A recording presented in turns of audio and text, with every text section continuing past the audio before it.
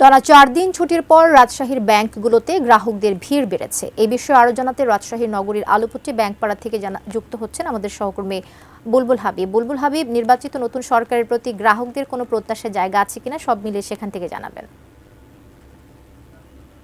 টানা ৪ দিন ছুটি ছিল, ফলে স্বাভাবিকভাবেই কিন্তু ব্যাংকগুলোতে যে ভিড় সেগুলো আমরা দৃশ্যমান হয়েছে। এবং আমি যে এলাকায় রয়েছি আলুপট্টি এলাকায়, এবং এখানে ৮ থেকে ১০টির বেশি ব্যাংক এখানে কিন্তু রয়েছে। এবং আমরা সকাল থেকে দেখছি যে এখানে গ্রাহকরা কিন্তু ক্রমান্বয়ে আসছেন এবং তাদের যে কাজকর্মগুলো সেগুলো করছেন এবং বের হয়ে যাচ্ছেন। এবং আপনাকে যদি একটু বলি যে যেহেতু মানে যারা গ্রাহক তাদের কিন্তু আসার যে বিরাম সেই বিরামটি নেই, এবং তারা কিন্তু তাদের যে কার্যক্রম সেই কার্যক্রমগুলো একটু শেষ করছে, এবং তারা একে একে কিন্তু সেই কার্যক্রম শেষ করছে। এবং তারা বলছেন যে ব্যাংকের, আমি কয়েকজন গ্রাহকের সাথে কথা বলেছি, তারা প্রধানত যে বিষয়টিকে গুরুত্ব দিয়েছেন যে ব্যাংকের যে দুর্নীতি সেইটা বন্ধ করার ব্যাপারে তারা সরকারের কাছে, নতুন যে সরকার তার কাছে তারা আহ্বান জানিয়েছেন। এবং একই সাথে ব্যাংকের যে ডিজিটালাইজেশন এবং যে কার্যক্রমগুলো যাতে দ্রুত গতিতে হয়, নাগরিক সেবা যেগুলো রয়েছে সেগুলো যেন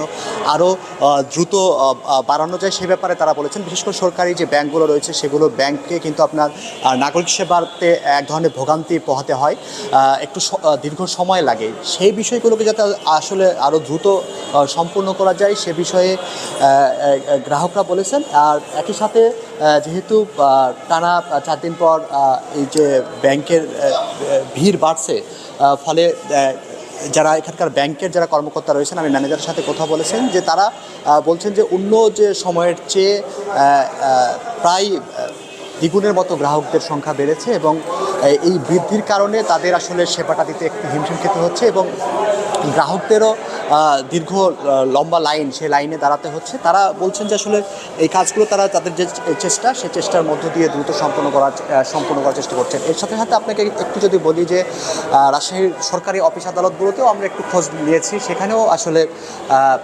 একটু বলা যায় যে প্রথম দিকে অনেক কর্মকর্তা কিন্তু অনুপস্থিত আছেন, এবং সম্পূর্ণভাবে যে কার্যক্রম অ্যাক্টিভেট করার ব্যাপার সেটা কিন্তু এখনও আমরা সরকারি অফিসগুলোতে সেটা হয়নি, তবে ঢিমে তালে একটু সরকারি অফিসগুলোতে কার্যক্রম চলছে।